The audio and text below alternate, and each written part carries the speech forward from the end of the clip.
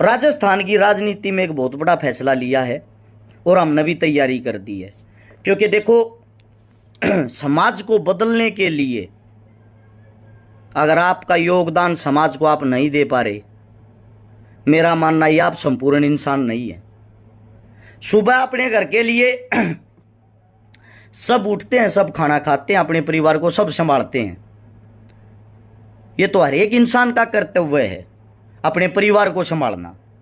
मेरी नज़र में आदमी वो हो जो समाज को टाइम दे, मेरी नज़र में आदमी वो हो जो समाज के लिए कुछ कर सके, वो ये करने की कोशिश है और उसी के लिए आज आप लोगों के सामने जुड़े हैं। आप सभी साथियों को बता देता हूं, राजस्थान में चुनाव आ गया है। बहुत सारे भाई बाट देखते हरस शिकारा कड़े तो टिकट लेगा और कड़े तो एमएलए का चुनाव लड़ेगा। मैंने देखा मेरे पीछे तो जो भाई मतलब रिक्शा चलाने वाले, सिक्योरिटी की नौकरी करने वाले, वे भी अंदाजे लावे, वे भी ये बातें करते थे अरस शिकारा भाई एमएलए का चुनाव लड़ेगा, यो जाति ड्रामे कर रहा है, यो जाति सेवा कर रहा है, इसने किते न किते तो टिकट चाहिए है। यही सवाल जवाब थे ना आप लोगों के। शायद आप लोगों का सपना सच हो गया आज, और वो सपना आप लोगों के सामने है। मैं आप लोगों को बता देता हूं, राजस्थान से इसी 29 तारीख को आज 27 से 2 दिन बाद जयपुर के अंदर आरएलपी पार्टी प्लस अपने चंद्रशेखर आजाद भाई की पार्टी, दोनों पार्टी मिलके आरएलपी प्लस एएसपी लाखों आदमियों की रैली कर रही है। उस रैली में सबसे पहले तो आप सभी का न्योता है, आप सभी साथी ज्यादा से ज्यादा मात्रा माना, वहां एक बड़ा फैसला लिया जाएगा। और अब बात आती है हरस शिकारा के चुनाव लड़ने की। जो कहते थे हरस शिकारा ने तो उड़े तो हनुमान तो वो लड़ना होगा चुनाव, इस मारे राजस्थान रहता है, इस मारे ये काम करे।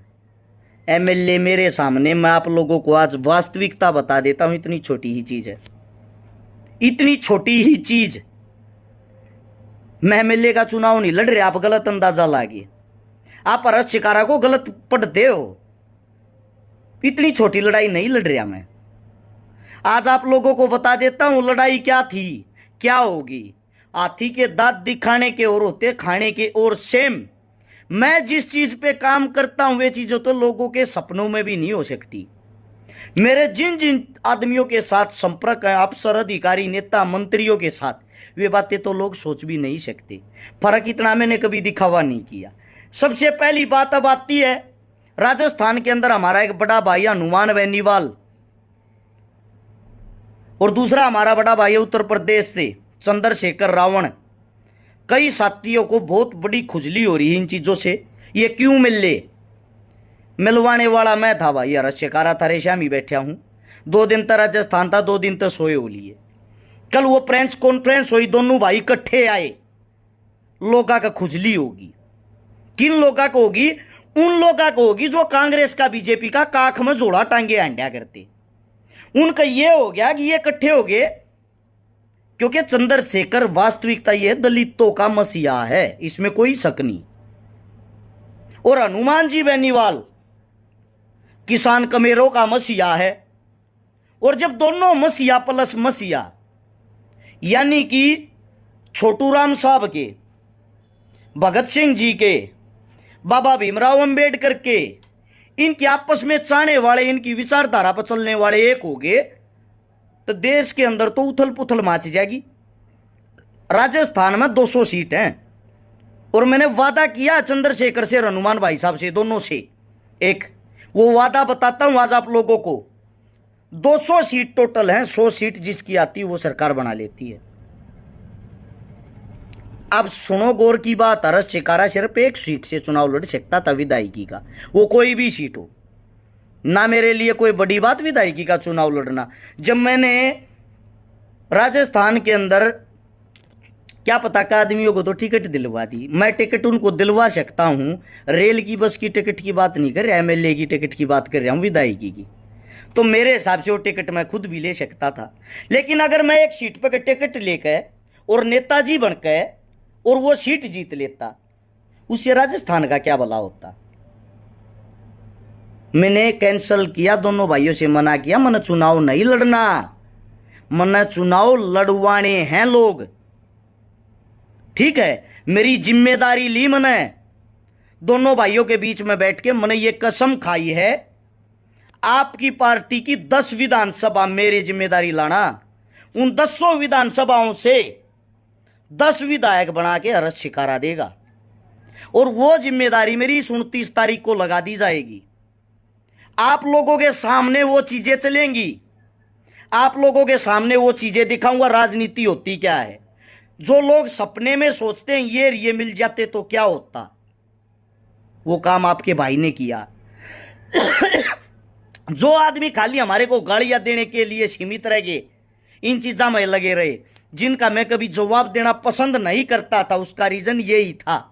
हम जिस बड़े काम में लग रहे हो, बदलाव का काम है। बदलाव क्या करना है, राजा का लड़का ही राजा बनेगा, ये मुहिम चलती आ रही थी। राजस्थान के अंदर कांग्रेस और बीजेपी, एक बार कांग्रेस एक बार बीजेपी, एक बार कांग्रेस एक बार बीजेपी, आज तक दलित की, कमेरे की, किसान की कोई सरकार नहीं थी। अब यह सपना पूरा होगा कि हनुमान बेनीवाल राजस्थान के अंदर से सरकार बनाएगा। आज नोट कर लेना, मेरी एक भी बात झूठी नहीं पाई आज तक। आज बता रहा हूं, हनुमान बेनीवाल की आज की डेट में 40 सीटें क्लियर आएंगी, 40 सीटें क्लियर, ये आज की पोजीशन है। जो चंद्रशेखर और हनुमान दोनों भाई इकट्ठे हुए हैं, न्यू देख लो, कुछ ना कुछ तो यार हम होएंगे। जब हमने हनुमान को और रावण को एक कर दिया, हनुमान और रावण तो हमेशा से एक दूसरे के विपक्षी रहे, विरोधी रहे हैं। अब कौन से हनुमान और रावण ना आप सोच रहे हो, वो सोच आप लोगों की है। अब बात आती है, हमने काम करना था किस चीज पे, शिक्षा पे, स्वास्थ्य पे, रोजगार पे। वास्तविकता के मुद्दे लोग भूल गए। एक पार्टी ने तक कंसेप्ट उठा लिया हिंदू धर्म का, जय श्री राम का, जिसका नाम है बीजेपी। आपने जय श्री राम नहीं बोलिया तो आप देश के दुश्मन होगे। ये कौन सी बात हुई भाई। देहात के अंदर आज भी,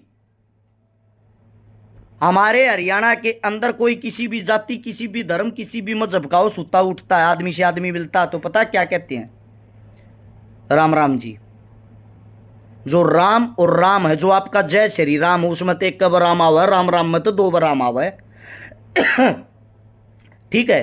अब बात आती है, जैसा आदमी हमारे से मिलेगा,